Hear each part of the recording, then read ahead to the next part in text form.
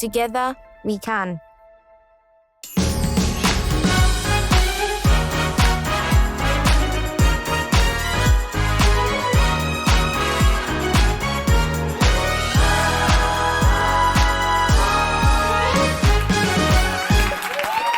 Yes, it is another beautiful Sunday evening. This is the Upside Down Show on City TV. My name is Frema Dunyame. And mine is Nanatifu. And yes, indeed, it's always a pleasure coming into your homes with the best lifestyle show you get to watch on Sundays. Remember, the show is brought to you by Vodafone, and Vodafone says, together we can. Now, tonight is going to be extraordinary. Now, this man who we'll be talking to is a whole mood, you know, he's a whole institution. I mean, for those of us who have followed him, we know his make. And we are going to be delving into who he really is. Don't go nowhere, grab something that really will make you enjoy the show. When we come back from the break, we have a conversation.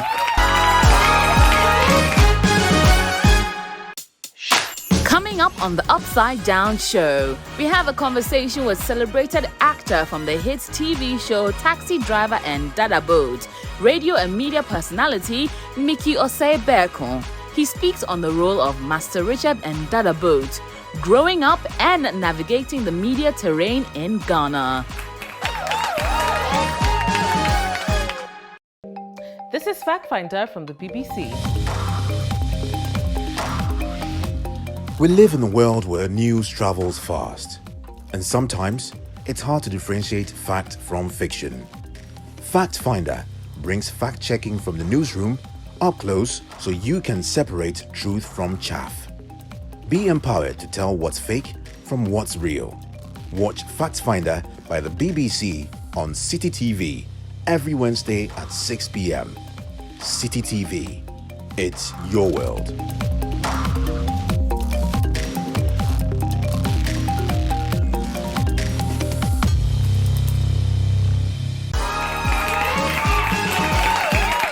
Welcome back. This is the Upside Down Show on City TV, brought to you by Vodafone. Together we can.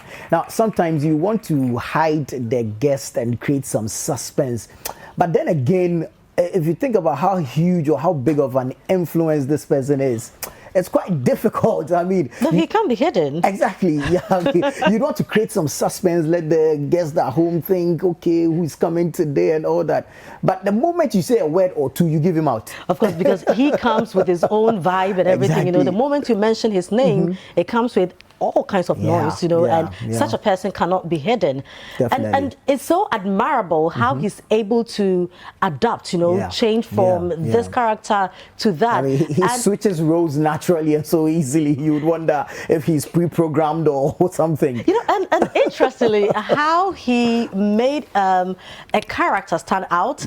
And the moment you dress in a certain way, people will call you by his name, and it's also kind of represented a certain tribe, you know, and really brought it out. Ladies and gentlemen, please help us welcome our guest for today, Mikki Osei.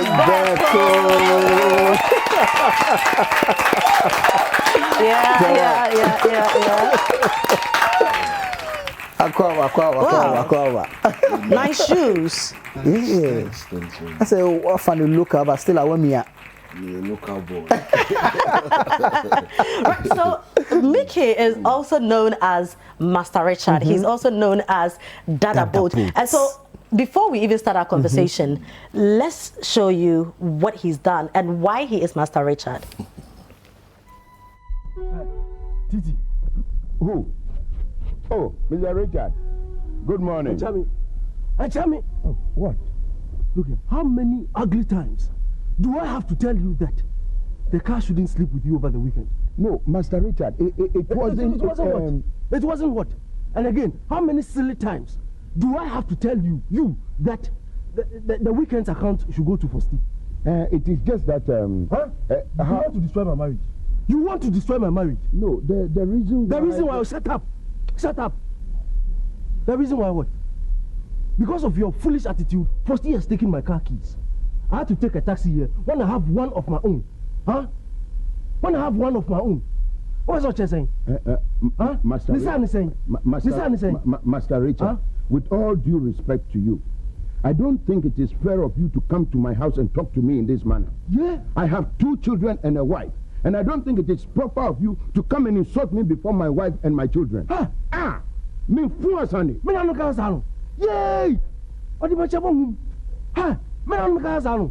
Wo. She do che. When you so di pa on. Hey, me university ba ko bi pen. Kuma se le gon. O na me ko e. Wie na man wintra. When you so di pa. Hey! You have the nerve to tell me about what is fair and unfair. What do you know about fairness? Famsa for mommy. Ja, famsa for mommy. My car keys. Oh, Richard, if there is a problem, why don't you come in and let's talk, eh? At the end of the day. So what is your kind? Did you hear his insolence? Give me my car keys and my money. Hurry up.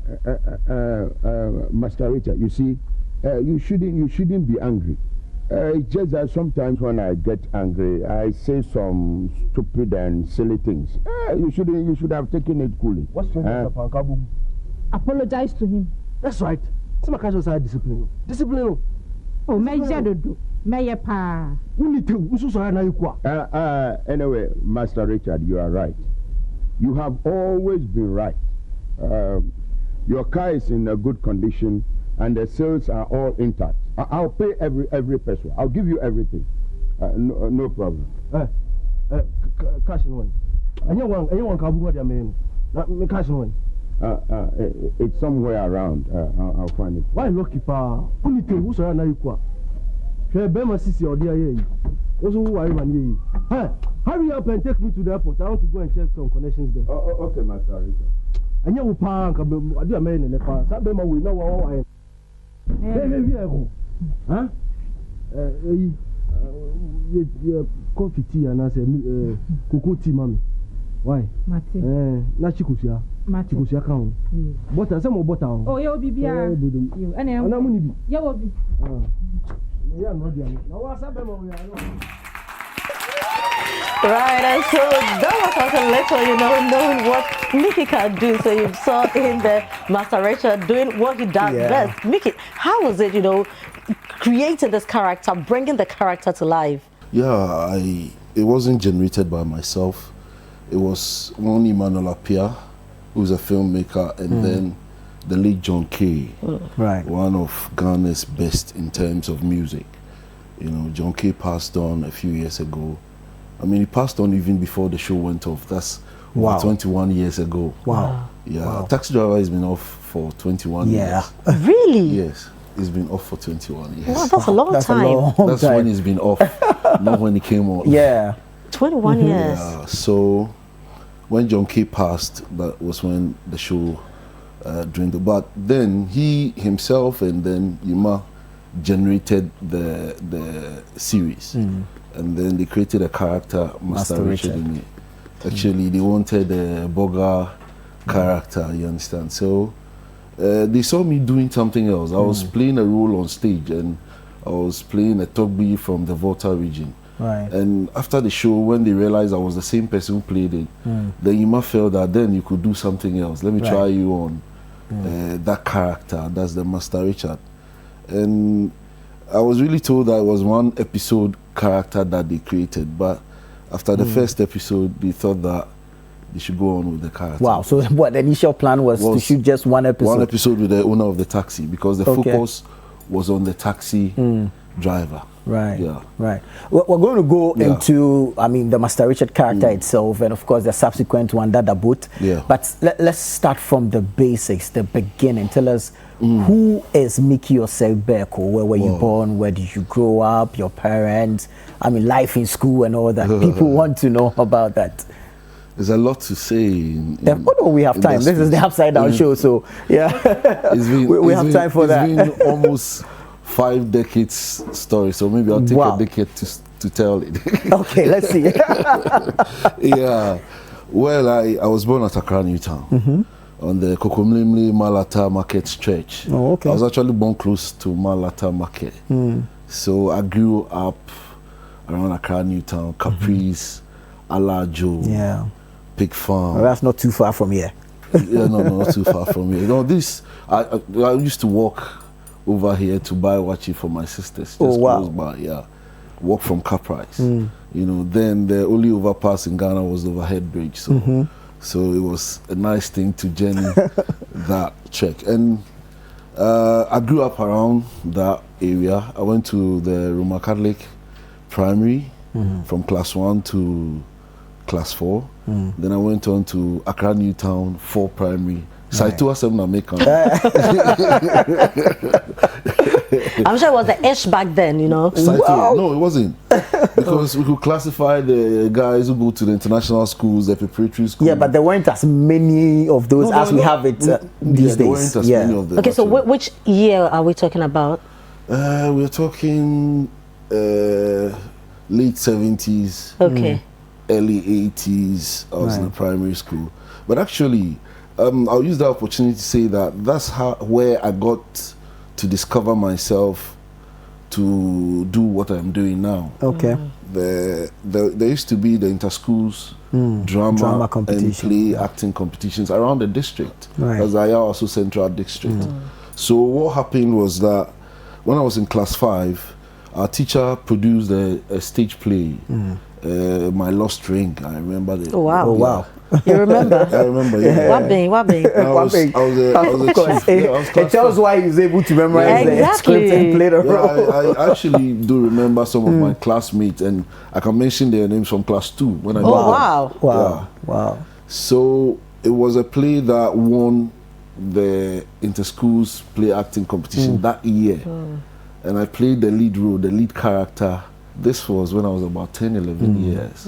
Right. So that was when I realized that then I could do that.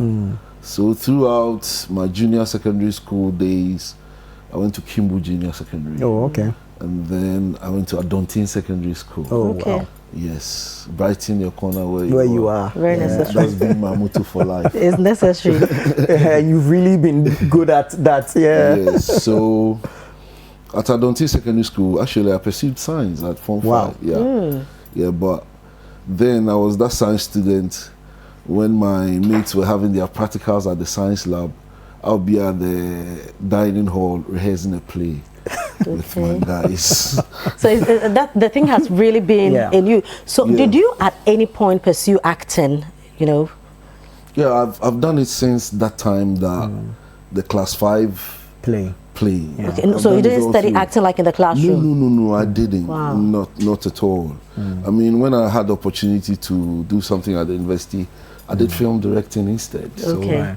Yeah, so acting, I believe, is a natural gift, and from where I look at it now, though I advise people not to think that it's an easy thing that you can just attain with your talent. Yeah.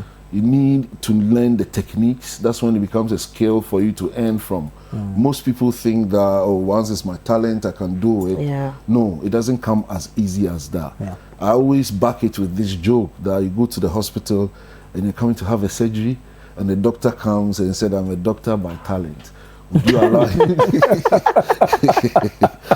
Yeah. Interesting. So you discovered the talent quite early, and then you nurtured it all the way through school and all that. But prior to Taxi Driver, did you star in any major production? Yes, I'd done Adapa with Mama Uyi, and I played a small role.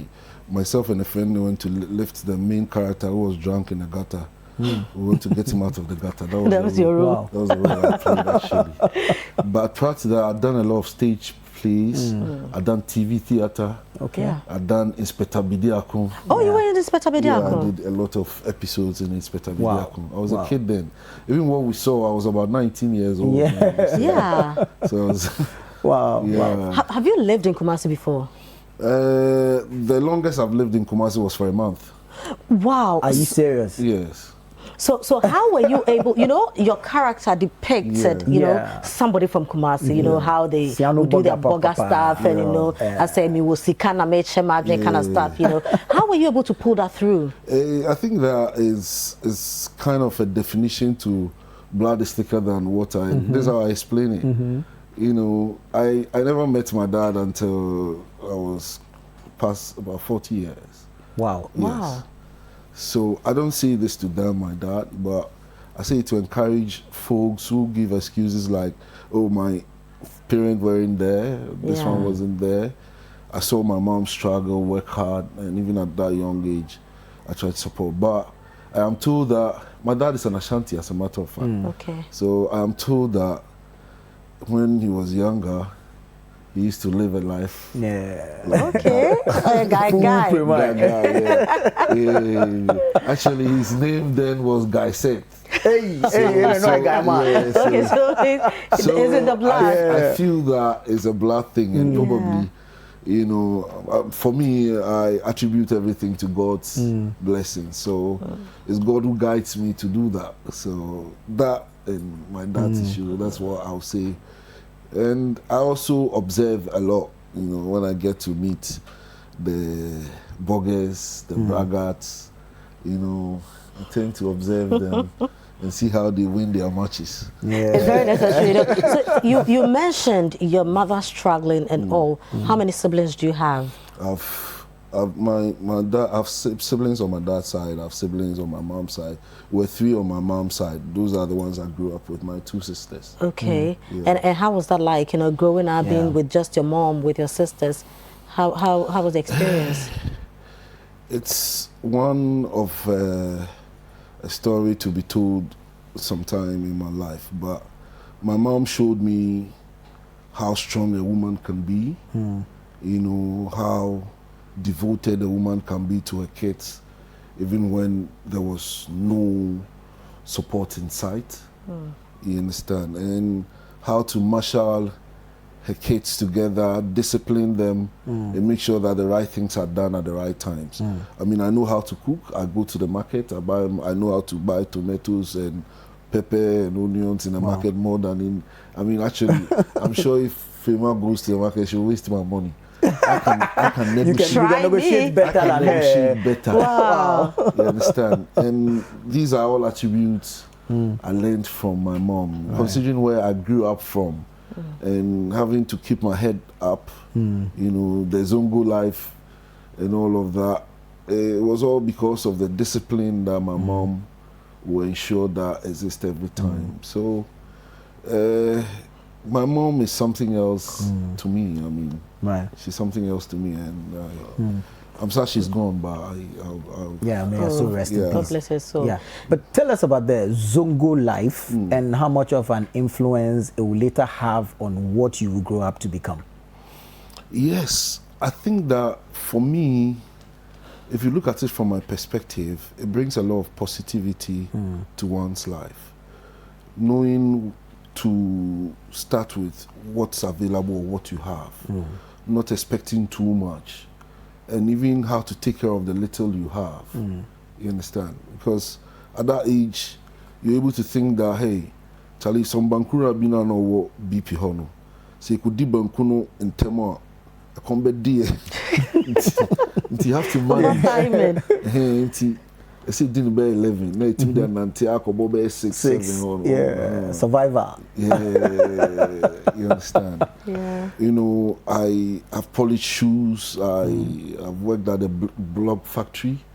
You know, I've sold toffees in the cinemas as a kid. You understand? And the idea was, I saw my mom going through difficulty in bringing us up, so I felt I had to do these things to support, buy my own shoes to go to school, and all of that. And it toughened me up. Nothing surprises me anymore. You know, I've seen life from an angle that, you know, most people don't get the opportunity to see. And for me, if you look at the Zongo life in that perspective, they drive some positivity home. Yeah. Right, so listening to you talk, you know, you sound different from the Mikki Osei we see on TV. You know, because anytime we see you on TV, you are kind of hyper, you are kind of, you know, moving up and down. But you sound very calm and all. Do you get into character and act like that, or maybe growing up you've learned to be sober and calm, or that? And Asana, I would say. Yeah, first of all, the roles you see me play on TV are not me. Yeah. They are written to be played. So I try to play it as the best way I can. But I have my own personal person in me And this is how I look at things. So describe the personal person in you. Yeah. When you're not on TV, when you're not acting, how would you describe yourself? Well, I'm a very calm person sometimes. And the other times? I get excited sometimes. I get happy sometimes. I don't know how to express my feelings at the moment because it seems that I'm going through some stages in life. Okay, I manage depression. I go through all of that. You understand? I'm not always as happy as, and I need to say this because most people judge me by the roles I play. You know, you struggle through relationships because you don't look trustworthy on TV and everybody thinks that's who you are. You understand? So these things affect you in different ways. And I'm going to be one who doesn't want to live that kind of fake life and pretend everything. I go through a lot. You know, sometimes I feel that if I had life the way I wanted it, I mean, smooth and worry-free, maybe I could do better than I am doing with regards to creativity and all of that. But it's not peculiar to me. Most creative people go through these things, but in our world and in our part of the world especially, we don't have support systems to help people like myself and others who are in the creative space, who try to build things. And it's because your line of thoughts are different. That's why you're able to do the things you do. So you don't see a lot of common places around you. You understand? With regards to people you keep around you, it's very difficult to trust people. So it's a difficult world. In my world, that's how I see it. But we manage it and we try to. Now, you saw fame quite early, you know, and sometimes it's kind of difficult, especially when you're that young, having to live with the fame and people's expectations of you and all. Are you married? Do you have children? Yeah, I have children. Married, suspended. But I have children. What does suspended mean? Suspended. I have children. I wouldn't want to talk so much about it, but I have 5 children. Wow. 4 of them live in England. 1 of them lives with me right now. So, and I don't want to talk so much about my private life as well. Okay. I want to manage it till the time when the economy is good. Has any pressure, you know, or any kind of influence made you, for instance, rely on drugs, maybe alcohol, you know, to a very high level, maybe at first, you know? Have you had to, you know, take in something just to manage your stress or maybe a bit of depression? Well, I wouldn't say that I'll attribute my management to any of these. I have different things I do when I want to manage my depression. You understand? I try to do different things. I edit, I make beats, I write scripts. When the bad energy hits me, I try to generate some positive at the outlet. So you've not had to maybe take a smoke or two? Oh yeah, I mean, growing up, I've smoking, drinking, you know. No smoky day. Oh, Bibia. Okay, yeah. Bibia is smoke Bibia. Anything smokable. Yeah, cigar near there. Yeah, amongst others. Right. So at a point, you know, you had to leave Taxi Driver. I think that was when it went off. And then you recreated Dada Boat. And it also caught on like fire. Who are you that you touch anything and it turns gold? King Midas. King Midas. Yeah. I didn't say King Midas. It's just by the glory. I mean, I'll give the glory to God because I can't take any credit for some of the things. There are things that I do that my own expectations of those things are so small. But when it gets out there, people appreciate it, and I'm like, wow. And you're blown away yourself. Yeah, this is not me. Right. This couldn't have been me. some extra power somewhere. I mean, you know, pushing because stuff. like you said, I get on set, and once I don the costume and put on the chains for Master Richard, he becomes a different person. Yeah. I've always said that acting for me becomes spiritual sometimes, because and that's also one way that I get out of these things. I mean, when I'm performing, it takes my mind off everything. When I'm on the radio, it does that. So these are mechanisms that I engage to suppress whatever bad feeling or depression that I feel. Right. But how difficult or easy was it switching from Master Richard to Dada Boat? I mean, the two roles. Purely, they were the same character. But one was a Bintu, and one also wanted to go. That was a difference, actually. Okay. Master Richard had been abroad, he's back, he's made his money, he's bought a taxi somebody's driving. Dada Boat sells shoes at Kumasi and he's made some money, and he now wants to travel abroad. Right. But he wants to live like somebody who has been there. You know, so that was basically the difference. And I did Dada Boat because I thought that the character was still interesting, yet Taxi Driver was going to go off and nobody knew when it was going to come back again. So there was, I thought that I should extend the character. But a better side of him is coming soon. Oh wow! We can't wait. We can't wait for that. And then also we're going to find out what led to Taxi Driver going off. Yeah. But we have some Dada Boats for our viewers. Can I help you? Yes, we're looking for your husband. Is he expecting you? What are your names? I'm Hotman. Hotman. Your name? Otiko Kosonona. Okay. The boot. Come in. Okay.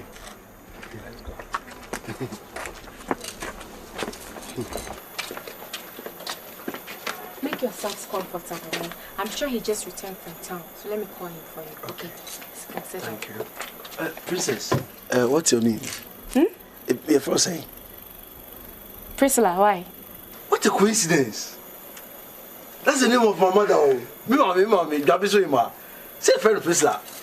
Please, let me call him for you, eh? Okay. Now, that in the house. Eh? Opia obabe mu aduma na o ne yere minimum. No. Duka onofin. Unnim duka onofin. Opia na kwa kopen. Sa papa no ne yere ho ago. Ukone yere ho bebo tu gaga. We're going to have you. Heavy brutal. What did you say your name is? Asabia. Sabia. Oh, coincidentally, that's the name of my mother. Oh, interesting. My mother is also Asabia. So how long have you been in town? Oh, just about 3 days ago, you see. I've been in Hamburg for the past 20 years. My name is Dada Boat, but in Hamburg, they call me the Boat. Listen, we can play these clips over and over again. But the man is here, so we want to knock the juice itself out of him. Yeah. I mean, watching some of these clips, how do you feel when you watch them? They look funny. But do you remember what elements you were in when you were playing these roles? Like I said, they become spiritual. When I get out of it, I'm out of it. I step aside and let it go. But I watch and enjoy it too. Sometimes I feel like, wow, You know, it was so funny, and the way you brought smiles on the faces of people, and we always look forward to watching Dada Boat or Taxi Driver. And you also you starred with Susie Williams, you know, and we lost her at a very, very tender age. How was it like working with her? Yeah, she was a wonderful girl. She has so much prospects, and only God knows why. He took her away that early. I mean, there were a lot of things that we had planned to do, you know, and one day I just woke up and I was told that she had an accident and passed on. I mean, there were two of them I was working with, actually, the two of them, you know, Susie and Terry. I think even at the time we shot a couple of adverts together, and unfortunately, in between time, both of them passed through road accidents. And sometimes you might, for me, I seriously completely blame every road accident on the nature of our roads. Yeah, that's what I think. So I don't blame the victims so much. Sometimes I feel that we don't have good roads to be driven on. At night, there are no street lights and all of that. Potholes are very difficult places to manage. So, you know, we have set traps to kill the people. So I don't want to blame them. Is that why you went into politics, probably to help correct some of these things? I wouldn't say I call myself someone who wants to be in politics. I think that at every point in time when I feel that there is a leadership role to transform a certain situation and I can put myself to it, I do it. But I don't want to be called a politician because the nature of politicians is nothing to be written home about. So, yeah. Why did you say so? I mean, there are politicians who have done great for themselves. I mean, the examples we can they didn't do great for the people. They did great for themselves. We're looking for those who do great for the people. So you became a community leader. How was that, you know, working for the people? Yeah, it was interesting. It was interesting having to wake up and go around helping people around the community, helping kids to go to school, looking at structures and representing them at the assembly as a lawmaker was something that was honorable, and I always say thank you to the people of Aidiki for giving me that opportunity at that early age. I was just about 27 years when I became an assemblyman of that area, Aidiki electoral area. Coincidentally, one of my assistants is now the assemblyman there, so my party is in power. All mine also. Yeah, that's true. But did you ever cross your mind to, I mean, go the further step, maybe look an for MP or something like that? Probably one day, but I think that God wanted to give me the education there and also make me understand the responsibilities ahead if I want to go further and the commitment I need to put to it. So it was a learning curve for me, and it's helping me make decisions whether I will do that or not. But if the opportunity avails and I think that the people want me to do that and it will, my being there will help their situation, I won't hesitate. You know, so talking about you being there to learn, you know, most of the times when people haven't assumed that leadership role, they have a lot of ideas, they mean so well, they talk to the people, and then based on what they say and the kind of confidence that we think we can repose in them, we vote for them. They get there and they are different human beings. What happens? What is it with leadership that when you get there, you forget what you told us? When they are telling the people that they will provide security, actually, they are telling the people that they will provide security for themselves. Personal. Say 2 policemen don't want to go in office. When they say they will scrap hunger, they mean that okoni breakfast and a chicken, beef, buffet, that's what they actually mean. Okay. You understand? But yeah, I'm saying and yakase omo beyamai, because how can we allow a system where people write manifestos and they win elections and they come into office? Na wanye their own manifesto, you understand? So I'm of the school of thought that Ucho say, oh, may got a 6. May I wanna you be go me Independence Square, you be bomb me 100. So my me you 2 so me 16 now they are me free. That will make the people perform. But if we can just tell the people anything and not do it, and all that they will do is to squabble on the radio and TV, and that's the end of the story, nobody will come and do anything to help anybody. That's my belief. So that we are not holding our leaders to account enough? Of course, nobody's holding anybody to account. But where do we even start from? Today, if you want to hold somebody accountable, you only go and write something on social media. What can we do? What should change? What should change? I think that there should be a drastic look at the Constitution. It's very, very important. I don't think our Constitution, as it looks like, is national development oriented.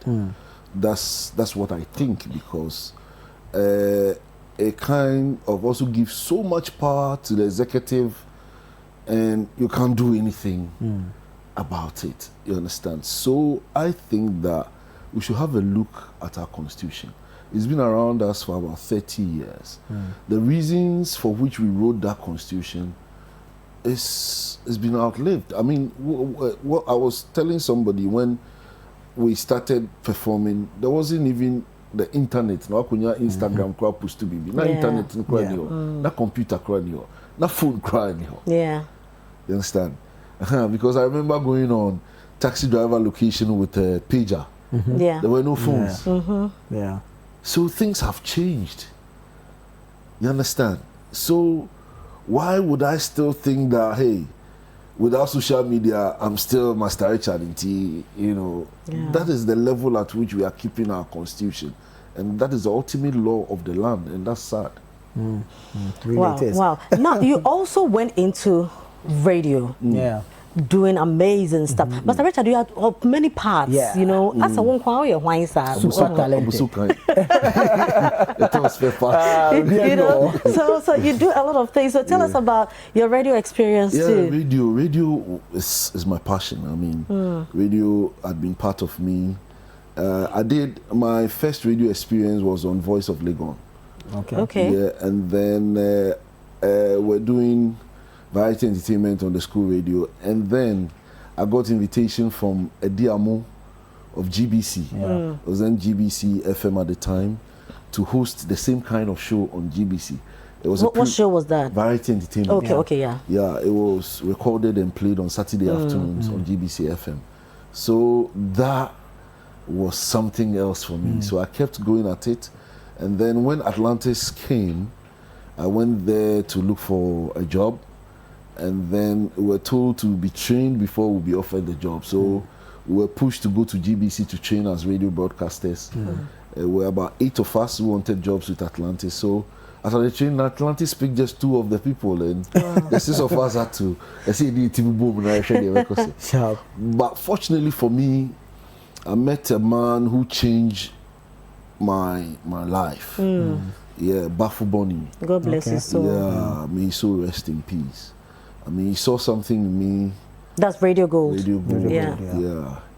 And gave me the opportunity to be on Radio Gold, and the rest was history. But I had support from people like Kwame Sefaka. Kwame actually trained me like a kid brother on radio. Yeah. You know, Fifi Bansin, BB Mensin, the Virus, and Bafu Bonnie himself.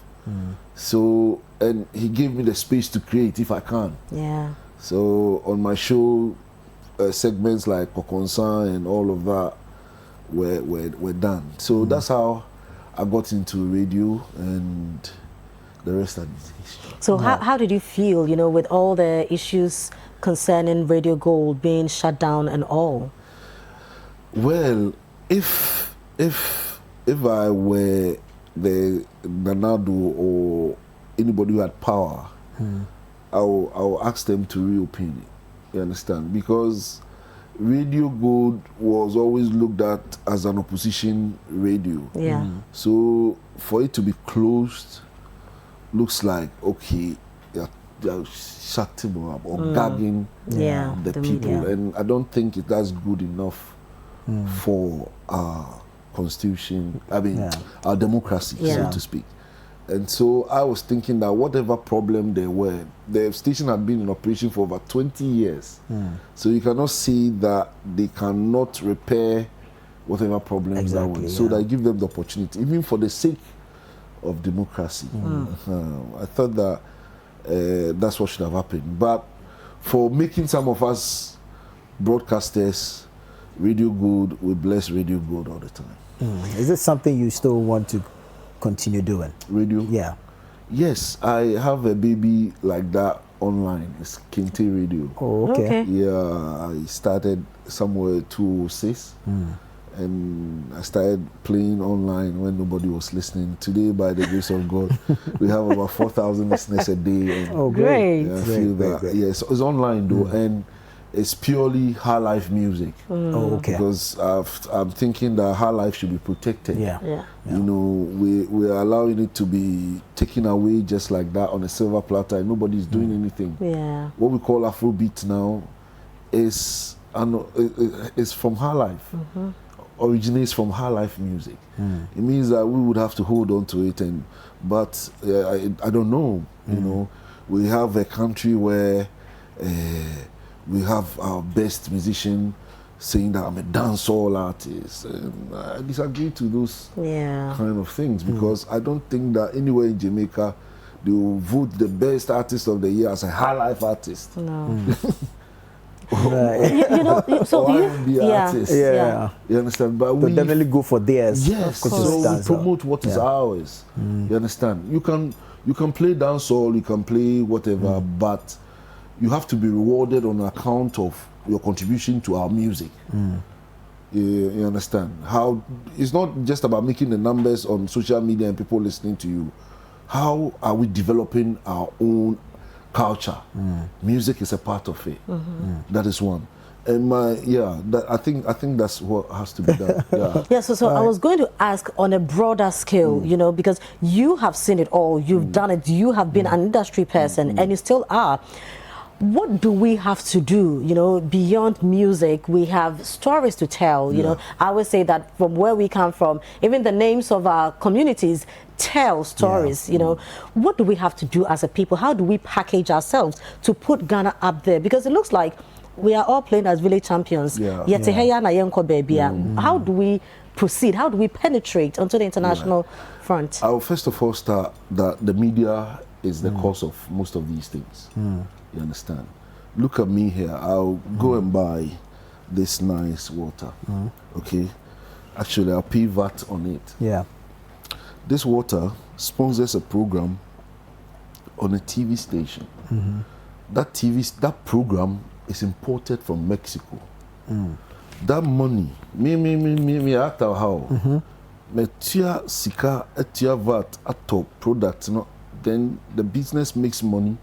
They sponsor a show on TV, and that money is taken to a Mexican actor. It doesn't make sense. You understand? And everybody is, you know, we do things without thinking about how the eventual effect will look like. You understand? What is it that we are building with showing telenovelas at prime times on our TV station? What exactly are we trying to do? Are we just trying to entertain the people or build our culture? Are we trying to build our economy or build others? Are we trying to build our film industry or build that of India? You see, let's ask these questions. Is it educating our people better? Nobody's asking. We are just, this telenovela, that, and then the people are watching it. The only thing different are the quality of the production. Yeah, because I was going to ask that doesn't mean we're not producing enough to meet quantity as well as quality. We're not giving the opportunity to produce quality stuff. Who is to give you the opportunity? If the TV station, yes, if you go outside there, because it's programmed that 80% of content should be local, the TV stations look for sponsorship to give to the Shelley Frimpong Mansos and Leila Jansis to develop shows for the TV station. And they will look for the sponsorship for that. So they commission producers. You understand? DSTV is commissioned producers in Ghana to produce shows for their network. So why can't we make it a policy that we develop shows and all of that, and people are helped to produce? TV stations look for money, banks are giving money to producers, so that we can encourage local producers to make good films that will also show in India and bring revenue to the country. You know, I think that the conversation should go beyond the media houses. I may not entirely agree with you on that score, because whereas the producers are business people who are generating something, the media houses are also business people who also need to pay people. So, for instance, City alone has about 200 workers. Hold on. So,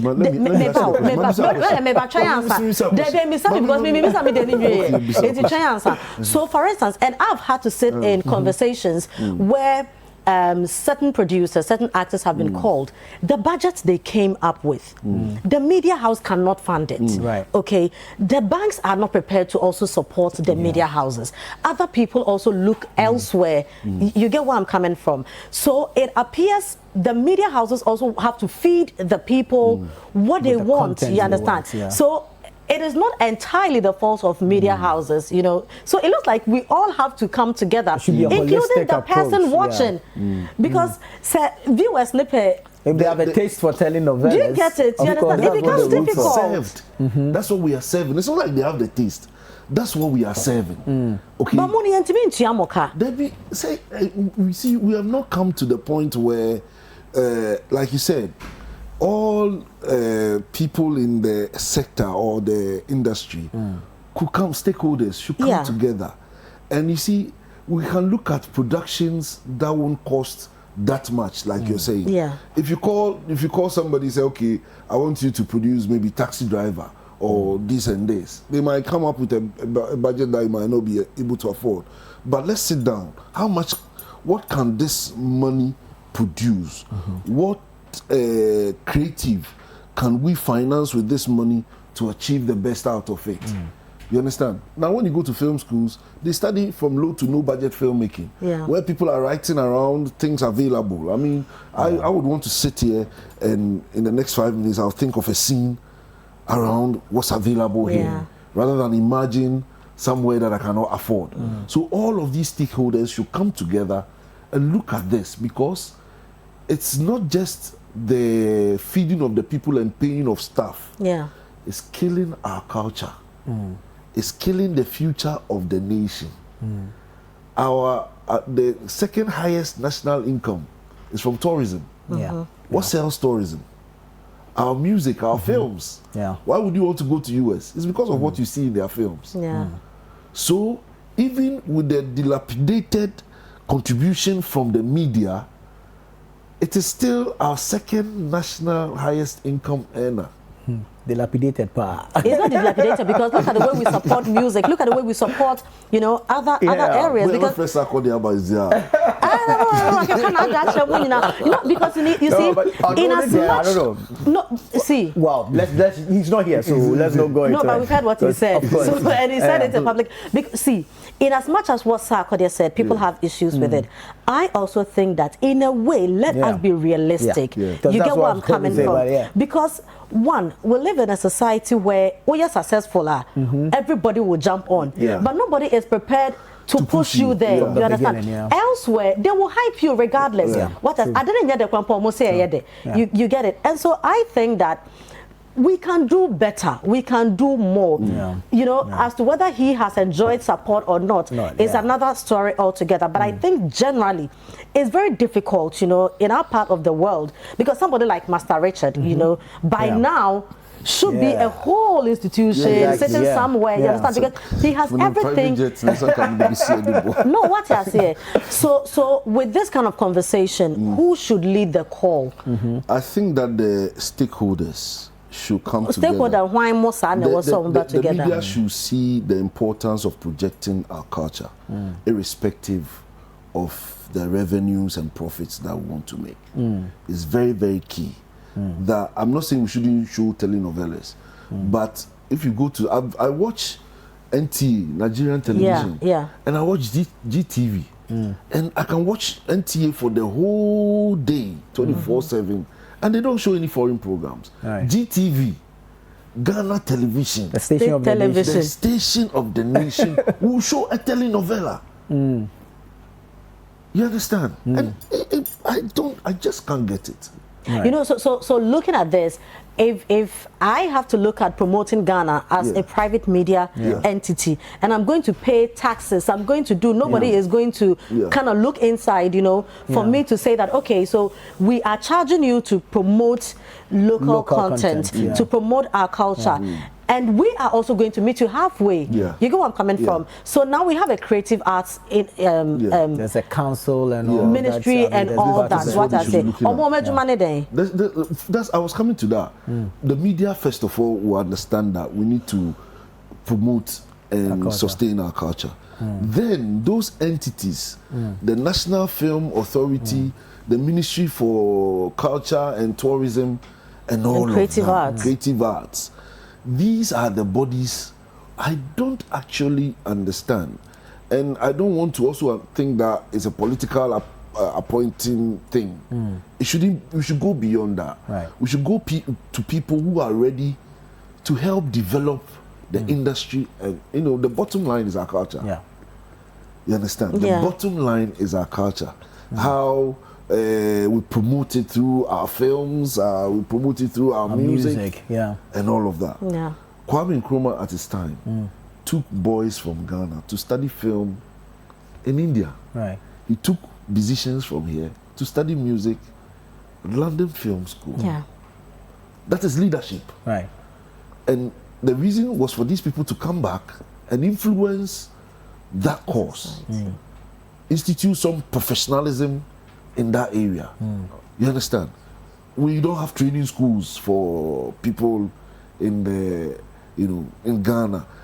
Can you pick one good school that trains radio broadcasters or TV presenters? You understand? So we are not even prepared for the takeoff. All right, you hold your horses. Let's go for a break. We're still watching the Upside Down Show on City TV. We'll take a break here. When we come back, there's more with Mikki Osei. Stay with us.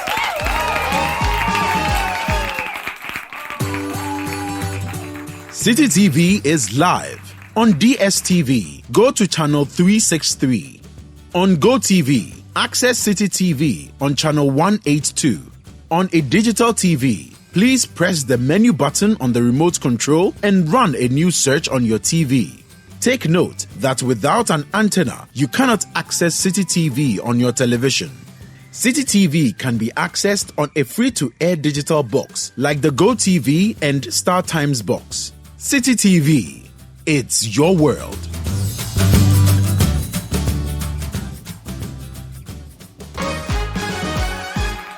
Welcome back. So we're having a conversation with the veteran actor, the sensational Mikki Osei.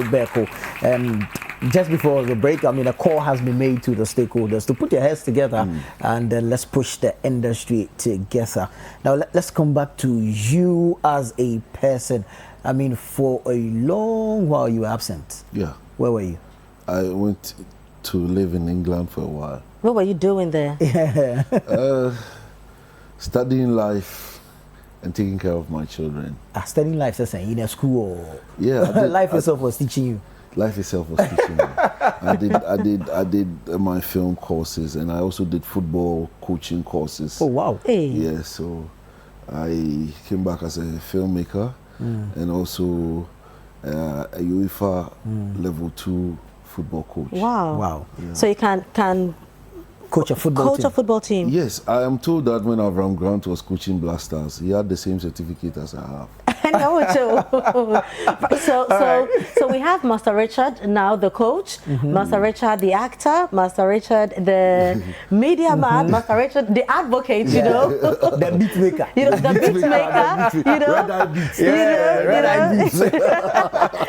and I can say that a life coach as well, because you've gone through life, and I'm sure we'll have another day to talk about that. So what does the future hold for you? I pray to God for strength and life, and I think that what I dream about as success is for my life to continue long after I am gone in a positive light. Wow. So with everything that you have done, you know, all your works and all, one day when you are no more, how would you want us to remember you? The legacy. Yes, I want to be remembered as one whose life transformed emotions, hearts, physicals, and other lives. I want people to look at what I did and motivate themselves and encourage themselves to do better. Great. Now, quickly before you go, you know, at some point you called for the dissolution of the Actors Guild. Yeah, Do you still stand by it? No, I didn't say dissolution. I think that the Ghana Actors Guild deserves some better leadership than it is now. I mean, it's these bodies that are in fragments that you know are contributing to the disability, the industry that's not stable. You understand? The inability to have a stable industry because we don't have a strong union supporting the industry. If we have the Ghana Actors Guild well led with good policies and advocacies, we have the Producers Association, then they can sit at a round table and even talk to the TV stations and say that, okay, instead of we charging 200 cedis, like Fema said, we'll take 50 cedis so that we're able to build the industry to achieve whatever we want. But are you ready to take up a leadership role there? In the Ghana Actors Guild? If it comes to that, and I think that the people want me to, my taking up leadership roles actually don't come from my own thoughts. If the people believe that I am the right person to do it and they give me the opportunity, then I take it with full hands. I go where I'm celebrated. Of course, no, I'm celebrated. So I think that it answers the question, you know. So it's not really the media houses. You guys need to just put yourself together, you know, come as a strong force, and then we can have a conversation. We will, but in the meantime, but to be put this thing for late hours. And reserve prime time for local content. Also, do something nice, you know. Sometimes I'm not saying that they're not doing well. Some of them are doing amazing, but it be so dear. In as much as you want to push, no, everything is because we don't have standards. Yeah, you know, we don't have standards. Like I was watching Dada Boat. I'm a very honest person. I didn't like the shots. Those were shots from 2003. I didn't like them. So and it was because we're not playing to any standard. But now, if you know there are standards. Awesome, interesting conversation there with Mikki Osei. Grateful that you showed up on the show. I mean, it's been very informative, very interesting, and I'm sure we've learned a lot. My name is Nana Tufo-Boateng. My name is Premier Dunyame. Thank you very much for watching. Until we come your way again some other time, be good.